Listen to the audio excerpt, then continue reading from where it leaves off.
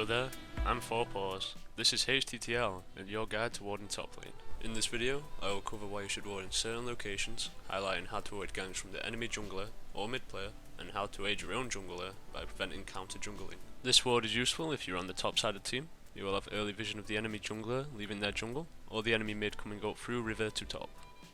If you are the bottom side of the team, however, you will not be able to see if the enemy jungler is coming through their tribe rush, which means unless you ward both here and in the tribe rush, this ward is not very useful. If you are playing from the top side of Nexus, having your mid ward near their blue entrance will mean the enemy jungler cannot leave this side of their jungle without you knowing about it. If you are the bot side, you will have full vision of seeing the enemy jungler entering your blue side of the jungle, and you'll be able to prevent his counter jungling. Here we will compare two warding spots in the tribe rush when the jungler approaches from red buff, stone golems, and also from river. From red buff, the second ward reveals the jungler sooner, however there is a small period where the jungler is not shown in the tribe rush. This might be a graphical glitch with the new Summoner's Rift update, however you should still take it into account. When the enemy jungler approaches from their stone golems, the first ward reveals them sooner and keeps vision on them for longer as they approach your lane.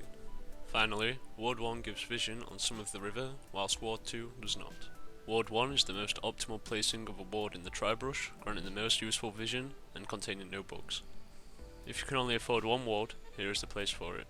You will be able to see the enemy mid player roaming, the enemy jungler coming to your top lane, and also where the enemy top laner wards. Some ending notes to take away from this video is that warding is much more than placing a ward anywhere in your river. Try to optimize its placement.